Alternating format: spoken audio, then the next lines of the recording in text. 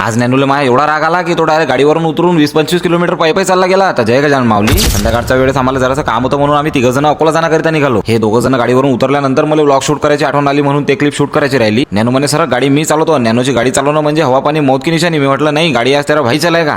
उतरला बा गाडीवरून रागारागान म्हणे मी पायी येतो मग गाडीनं तूच ये. मी म्हटलं असं नको करू पस्तावशीन बरं मी तुला म्हणणार नाही गाडीवर बस म्हणून. पण तो तर काही ऐकायला तयारच नाही. मी म्हटलं जाऊ दे आपण नागझरीत जाऊन थांबू दर्शन वगैरे घेऊ. तेव्हापर्यंत हा थकला की आपोआप येऊन गाडीवर बसते. नागझरीत येऊन श्री संत गोमाजी महाराजांचं दर्शन घेतलं आणि दर्शन झाल्यानंतर नॅनूसाठी ज्यूस वगैरे घेऊन घेतलं. मी म्हटलं आता हा थकला असेल गाडीवर बसीन त्याला ज्यूस पाजू. तर कायचं त्यानं नवीनच आणलं म्हणे तू मला सॉरी म्हणा. आता माही काही चुकच नाही तुम्ही सॉरी कसं काय म्हणणार आहे. मग मी घेतलेलं ज्यूस आणि चिप्स मिस खाऊन पिऊन घेतले. रस्त्यात आपले हे 2-3 मित्र भेटले. त्याला म्हटलं तुम्ही चालता का बा गाडीवर तर तेही नाही म्हणत. शेवटी नागझरीच्या थोडंसं पुढे येऊन श्री संत गजानन महाराजांच्या मंदिरात दर्शन घेऊन घेतलं तरी नॅनू गाडीवर बसायला तयार नाही. पण आज नॅनूला खरंच खूप राग आला वाटते. जाऊ द्या याचा पुरा ब्लॉग मी युट्यूबवर अपलोड केला आहे. तुम्ही युट्यूबवर जा रणजित गोरले सर्च करा आणि पुरा ब्लॉग पाहून घ्या. आणि तुम्हाला आवडला असेल तर माझ्या चॅनल सबस्क्राईब करून एक कमेंट करून द्या. हे पाय नॅनू तू लय थकला बरं बाबू बस बरं गाडीवर. एक वेळा झोपला की 2 दिवस उठशीनच नाही. तर तो म्हणते मी ओरिजिनल पाठी लाव तुला मला गाडीसाठी नाही म्हटलंस कसं काय मी अशा 10 गाड्या उभ्या करू शकतो. तर म्हटलं का आता तू एवढं बोलूच राहिला तर आता पाहतोस तू कुठपर्यंत पायी चालतं. शेवटी अंधार होत आला तरी नॅनू पायी चालूच राहिला. पण एका शब्दानं मी गाडीवर बसतो असं म्हणून नाही राहिला. आता तुमच्या आयुष्यात असे हलके मित्र असतील तर त्याला कमेंटमध्ये नक्की मेन्शन करा. शेवटी 20-25 किलोमीटर चालल्यानंतर मलाच त्याची कदर आली. मी म्हटलं जाऊ दे बा मी तुला सॉरी म्हणतो बस गाडीवर. आणि तोही त्याला एखादा पुरस्कार जाहीर झाल्यासारखा खुश झाला. आपण भेटू पुढच्या व्हिडिओमध्ये. तेव्हापर्यंत चिंता राही ना भय. बोलो गजानन महाराज की जय.